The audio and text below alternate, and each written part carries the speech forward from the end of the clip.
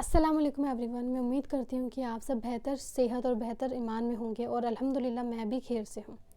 میری last video دعا پر تھی کہ دعا ہم کیسے مانگیں, کیا طریقہ ہے مانگنے کا, دعا کے آداب کیا ہے, دعا کی کیا فضیلت ہے, کیا امپورٹنس ہے. اور اس سے ریلیٹڈ ہی میں نے لاسٹ میں یہ بھی بولا تھا کہ آپ سجدوں میں بھی دعا مانگ سکتے ہیں. تو میری ایک بہن عمرانہ نے کوشچن کیا ہے کہ سجدوں میں وہ کیا دعائیں مانگ سکتی ہیں. تو اسی کا جواب لے کر میں یہ ویڈیو بنا رہی ہوں کہ سجدوں میں کیا کیا دعا اور کیسے مانگ سکتے ہیں. سجدوں میں دعا مانگنے سے پہلے سب سے پہلے ہمیں یاد رکھنا ہے کہ کیسے مانگیں. تو آپ کو ان کے لیے یہ باتیں دھیان رکھنی ہیں.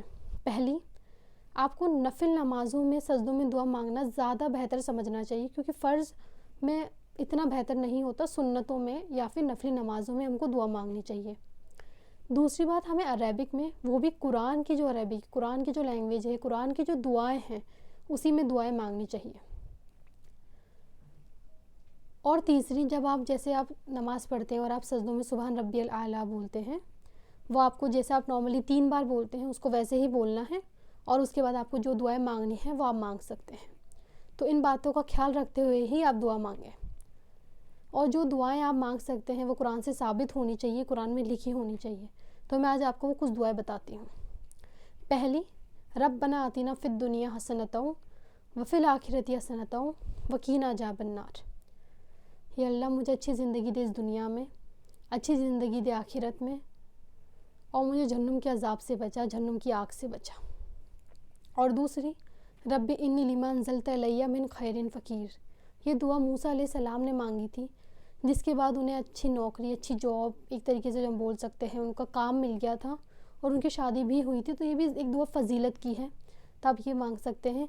اس کا مطلب ہوتا ہے رب انی لما انزلت الی من خیر فقیر. یا اللہ, مجھے دے ہر جو چیز تو مجھے دے سکتا ہے, کیونکہ میں ایک فقیر بن کے کھڑا ہوں تیرے سامنے. اور ایک دعا تھی یونس علیہ السلام نے جو اپنے مچھلی کے پیٹ پہ مانگی تھی, یہ ایک معافی کی دعا ہے. لا الہ الا انت سبحانک انی کنت من الظالمین. یا اللہ, تو ایک ہے اور تو ہر چیز سے پاک ہے, اور میں ہی ہوں جس نے گناہ کر کے خود پہ ظلم کیا, اور میں ہی ظالموں میں سے ہوں. تو میں نے آپ کو 3 دعائیں تو بتا دی, بٹ اس کے علاوہ بھی بہت ساری دعائیں قرآن میں ہمارے کو اللہ نے بتائی ہے الحمدللہ, جو ہم مانگ سکتے ہیں سجدوں میں.